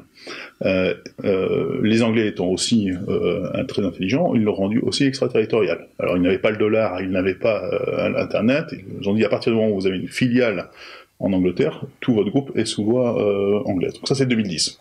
En France, il a fallu attendre l'affaire Alstom, qui était vraiment le déclencheur de la prise de conscience de cette extraterritorialité américaine et de l'utilisation du droit, comme un de guerre économique, pour enfin réagir et enfin changer la loi française anticorruption. Ce qui est devenu la loi Sapin 2. Mais avant Alstom, vous aviez eu Total, Technip, Alcatel, qui avait payé de lourdes amendes au Trésor américain pour cette loi. Alors, les États-Unis défendent leur intérêt, finalement, même si c'est de façon brutale et cynique, ils défendent leur intérêt. Le problème n'est-il pas que nous ne défendions pas les nôtres? Ah, mais le problème n'est pas du tout américain.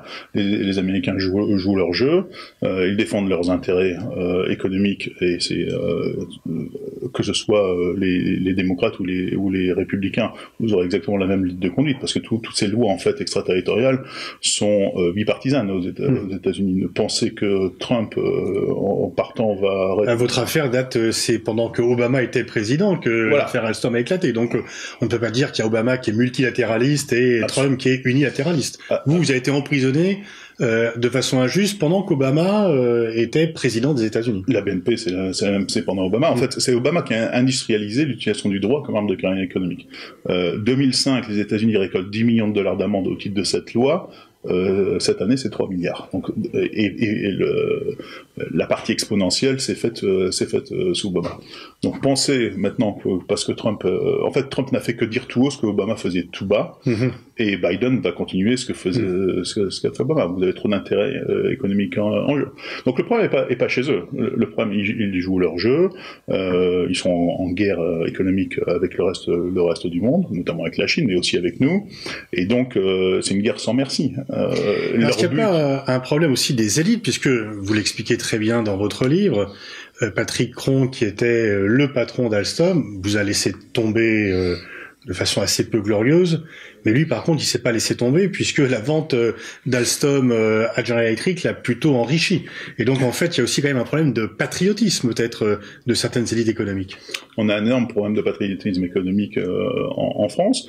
Le fait est aussi que beaucoup d'entreprises sont détenues par des fonds américains, en tout cas une partie de l'actionnariat, et donc nous ne sommes pas libres. Le problème aussi, c'est que dans ces situations où vous avez l'utilisation du droit qui fait peser sur les épaules du dirigeant une potentielle peine de prison qui peut être très très longue, ces personnes-là vont réagir pour d'abord sauver leur peau avant de sauver l'intérêt de l'entreprise ou l'intérêt français. En fait, vous êtes dans une situation où vous n'allez pas agir pour le bien de votre entreprise, vous n'allez pas agir pour le bien, encore moins de la France, vous allez agir simplement de votre bien personnel.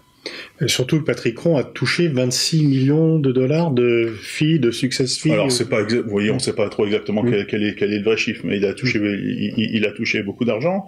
Le plus marquant pour moi, c'est que lorsqu'il était questionné pendant la commission d'enquête parlementaire sur le cas d'Alstom, donc il est quand même à l'Assemblée, sous serment. En gros, il dit qu'il peut pas parler parce qu'il y a un accord avec les États-Unis. Donc l'extraterritorialité vient s'appliquer jusqu'au Parlement français. Donc la représentation nationale ne compte pas. Les élus du peuple ne comptent pas par rapport à un accord qu'il avait passé avec les États-Unis. Non. Et ça, on le revoit dans toutes les affaires de corruption. Lorsque vous avez des enquêtes internes qui sont menées par des cabinets d'avocats américains sur le sol français, notamment, et qui a des auditions de faits d'employés, on l'a vu dans beaucoup d'autres cas, vous vous rendez compte jusqu'à quel point vient cette extraterritorialité, jusque sur le sol français, jusqu'à être interrogé par des cabinets d'avocats américains des employés de nos grandes multinationales.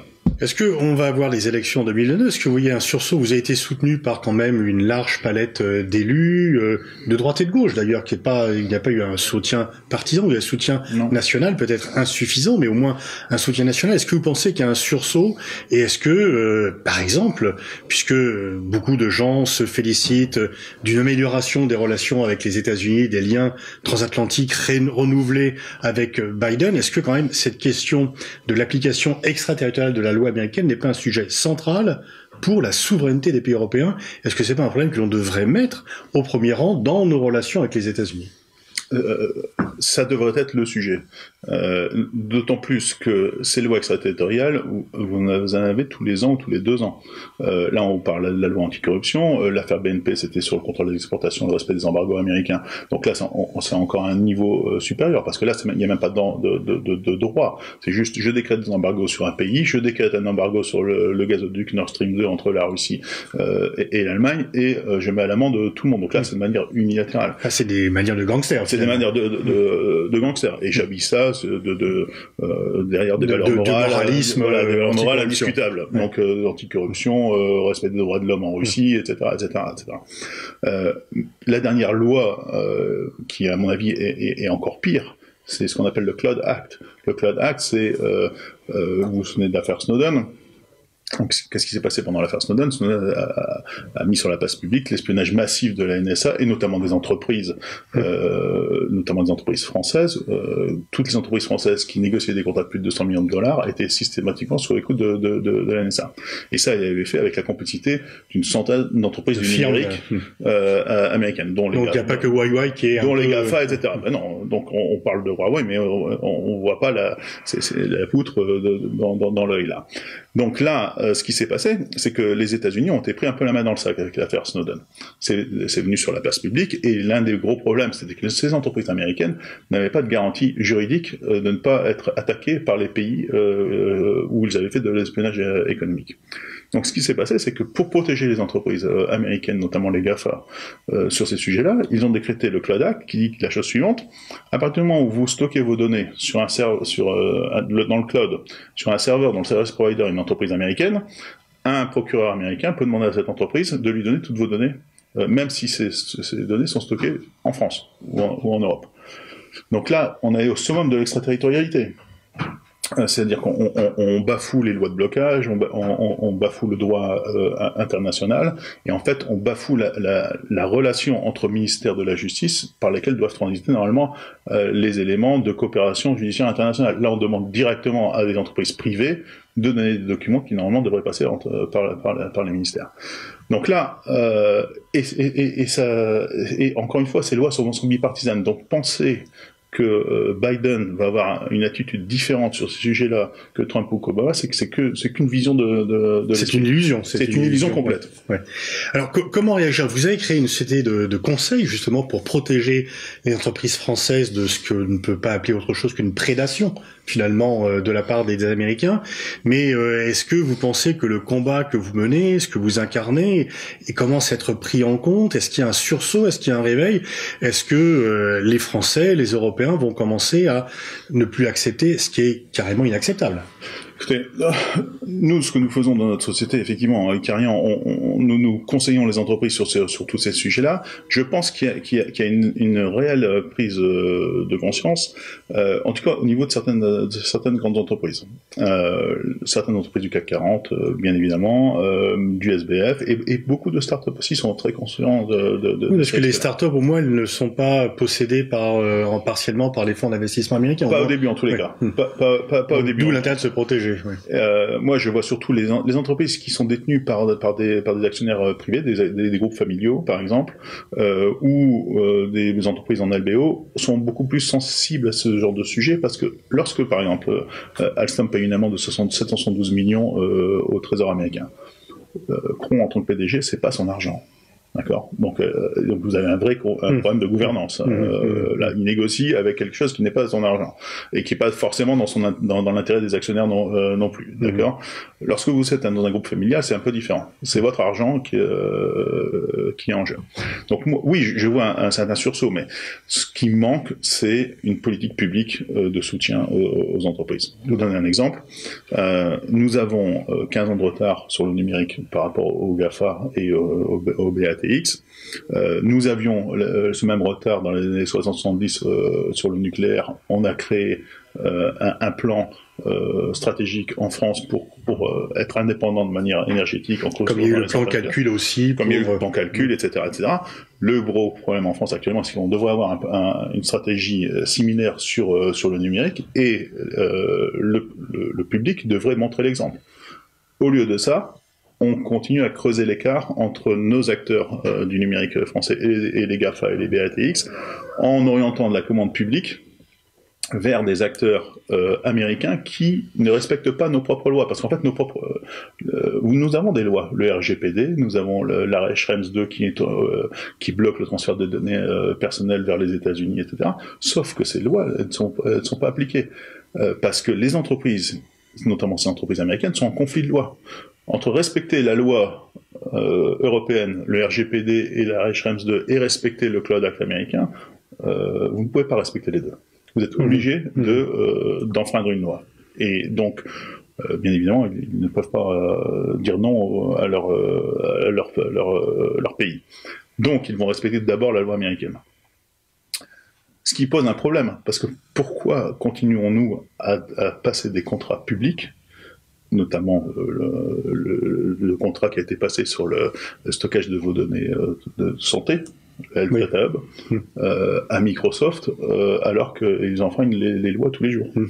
Comment vous expliquez ça ? Alors, je ne sais plus si c'est de l'incompétence, de la naïveté ou de la compromission. Enfin, c'est un mélange des trois, je pense. C'est-à-dire que c'est un peu de tout. Aussi des gens, oui, donc c'est quand même un sens de l'absence des réalités par rapport aux défis qui sont posés, parce que tout ça part un peu de façon invisible finalement. On s'en rend compte quand il est trop tard. Oui, mais on a quand même maintenant un recul. L'affaire Alstom, c'est 2014. Et la loi SA22, c'est quand même 2016. Donc, nous sommes en 2021. Qu'en 2020 ou dans 2021, nous continuons à faire les mêmes erreurs. Vous pensez que ça peut être un enjeu pour les présidentielles de 2022 ? Je pense que ça va être un vrai enjeu. En fait, le sujet de la souveraineté, qu'elle soit juridique, numérique, économique, voire militaire, ça va être je pense, ça va être le vrai sujet des élections de 2022. Est-ce que la Commission européenne s'affirme comme étant géopolitique ? Est-ce qu'elle fait des choses ? Est-ce qu'elle peut apporter une réponse ? Parce que c'est quand même toujours mieux de réagir de façon collective par rapport aux États-Unis. Est-ce que vous pensez que cette Commission européenne, qui s'auto-proclame géopolitique, a pris conscience de ces enjeux et fait son job ? J'ai une réponse très très mitigée là-dessus. Déjà, la Commission européenne, à 27, comme vous le savez très bien, il y a des intérêts extrêmement divergents. On ne peut pas demander aux pays baltes ou à la Pologne d'avoir la même stratégie que nous vis-à-vis des États-Unis. Et ça, c'est un gros problème. Sur tous ces sujets d'extraterritorialité de loi, les États-Unis ont attaqué les grands pays industriels où il y avait encore des concurrents. Donc l'Allemagne, la France, l'Angleterre, l'Italie, etc. Et donc les pays baltes. Voilà. Donc ou la Roumanie. Donc c'est un vrai sujet. Donc il n'y a pas de cohésion à ce niveau-là. Il y a quelques tentatives, mais qui sont, pour l'instant, je pense, restées lettre morte. Ce qu'il faut voir, c'est que, par exemple, sur la protection de données, celui qui a fait le plus agir la Commission européenne, ce n'est pas la Commission européenne elle-même, c'est un avocat autrichien, Schrems, Monsieur Schrems, qui a vu que l'accord qui avait été passé entre les États-Unis et l'Europe suite au scandale de l'affaire Snowden, à l'époque, après l'affaire Snowden, les États-Unis et l'Europe négocient un accord, le Privacy Shield, qui garantit plus ou moins les transferts des données entre les pays. Cet avocat trouve que cette Privacy Shield ne garantit pas les droits fondamentaux de citoyens européens. Donc c'est lui qui va saisir la Cour européenne de justice pour invalider cet accord. Ce n'est pas la Commission européenne elle-même qui agit. Et maintenant, on se gargarise de la décision de la Commission européenne, qui est l'arrêt Schrems 2 de juillet, qui arrête de donner des transferts des données. À la base, c'est pas la Commission européenne qui l'a fait. C'est un individu qui a réussi à faire changer le système. Et ça, c'est extrêmement... Est-ce que ça passe pas par une mobilisation de l'opinion publique ? Parce que l'opinion publique, quand même, elle est très sensible à cela. Le fait, il y a quand même des gens qui sont pour l'indépendance de la France, et surtout qui voient bien que si on se fait tailler les croupières comme ça sur le plan industriel, on va devenir un pays déclassé. Je pense que la majorité des Français pensent exactement cela. Il est temps de tourner à la fois la page de la Deuxième Guerre mondiale, ça fait quand même 75 ans que c'est fini, et la page de la fin de la guerre froide, ça fait quand même 30 ans que c'est fini. On est encore sous protectorat américain, avec un OTAN qui... On se demande à quoi ça sert. Alors, il a dû s'arrêter il y a 30 ans, mais on s'est fait peur avec l'ogre russe, etc. Et donc on a maintenu cette dépendance militaire. Tant qu'on a cette dépendance militaire américaine, on a un vrai souci d'autonomie stratégique. En gros, pour simplifier un peu, tant que les Allemands n'accepteront pas d'être sous parapluie nucléaire français et préfèrent au parapluie nucléaire américain, on aura un problème. Merci Frédéric Pierucci. Je renvoie à la lecture de votre livre, Le piège américain, qui est, je dirais malheureusement, toujours d'actualité, même avec Biden à la Maison-Blanche. Merci beaucoup. Voilà, merci beaucoup effectivement Pascal Boniface pour cet entretien. Je rappelle Pascal Boniface que vous êtes le directeur de l'IRIS, l'Institut des Relations Stratégiques Internationales, qui vous receviez aujourd'hui Frédéric Pierucci, fondateur d'Icarian, ancien cadre chez Alstom, arrêté et emprisonné aux États-Unis pendant 25 mois suite à la stratégie américaine veillant à faire prendre le contrôle de la branche énergie Alstom par General Electric. Merci également à Philippe Sueur, maire d'Enghien-les-Bains et premier vice-président du Conseil départemental du Val d'Oise d'avoir été avec nous aujourd'hui, et à Anthony Martin, le cofondateur de Biotany, cette nouvelle société de produits cosmétiques naturels, biologiques et végétales. Et puis je vous souhaite une très belle journée à tous, je vous embrasse, je vous dis ciao, à mercredi, à bientôt.